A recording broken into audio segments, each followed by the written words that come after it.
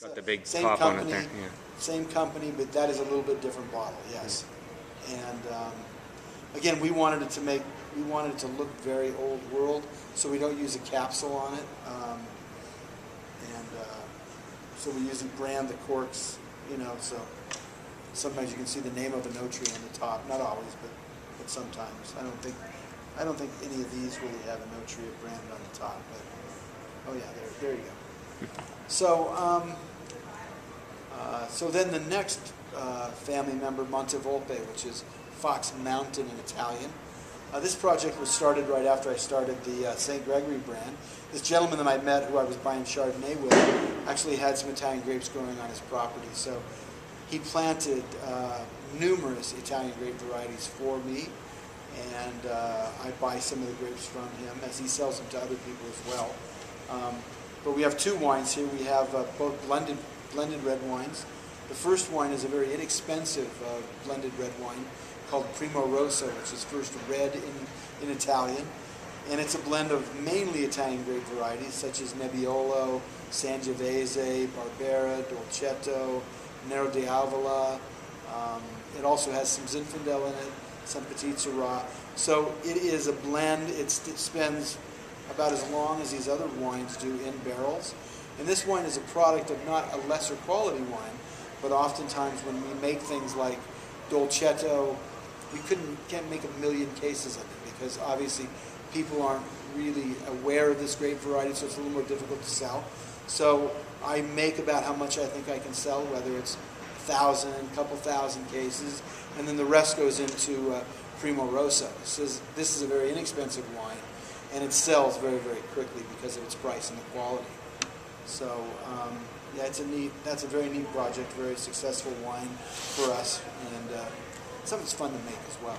People really loved it today. We were out and about, visiting some old friends and meeting and making some new friends, and all these wines showed fabulously.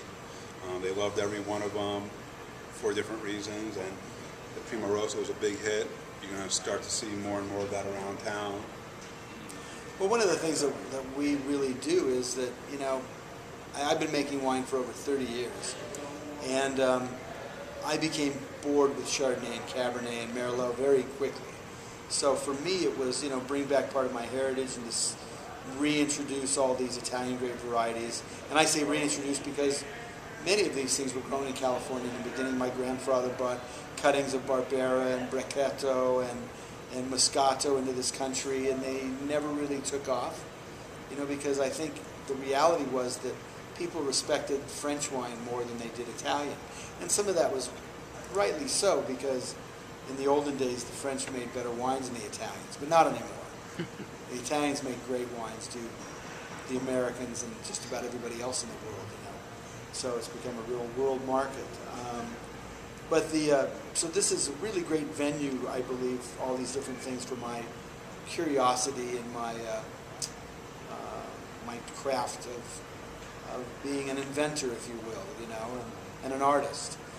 This next wine is a wine I don't make every year. We make small amounts of it. This one here is called Pepolino. And Pepolino is the herb thyme in the Tuscan dialect of Italian. And it's all kind of peppery and spicy like thyme is. This wine is a blended wine of central and southern Italian varieties.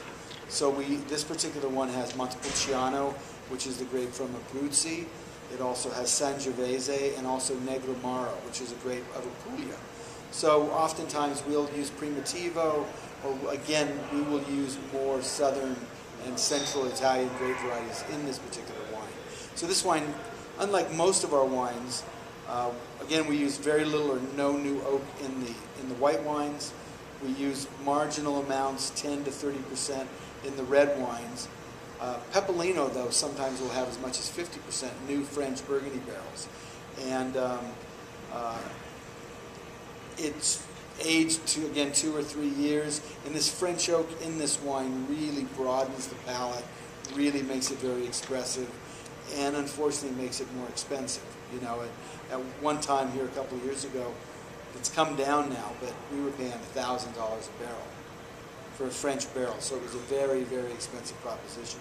Thus is why a lot of these wines are more expensive, because that oak You can use those oak barrels for 10 years or longer, but really you only get oak out of them for about 3 years. So once that oak is gone, you can still use the barrel, but you need to buy more new barrels to get that flavoring if you like that. Speaking of price, most of these wines, with the exception of the Monteverde Peppolino, retail for between $15 and $20. So Yes, they are very accessible. They're great for the quality. They're great for the quantity which he makes, which is not very much. How many cases of each wine would you? Well, again, overall, we've produced as much as 30,000 cases of wine, which seems like a lot of wine, but when you figure that we have as many as 30 different varieties, so some of these are very small, like this is maybe 800-900 cases. This may be about 500. This may be about 700. This may be, or the Barbera would be about 1,500. This might be 700. The Primo Rosso, we make as much as 4,000 cases of that. Things like Peppolino, maybe a couple hundred cases, and Petit Syrah might be 1,000 cases. So small production, but in a relatively good-sized winery because of all these different varieties that we make, and we're always experimenting, planting new varieties, mainly Italian, because that's kind of our inquisitive nature, and we love all these great Italian grape varieties. The way I look at it is a lot of wineries spill more wine than Greg makes. That's for sure. But it's a great life. As they say, it's a great way to make a small fortune out of a big one.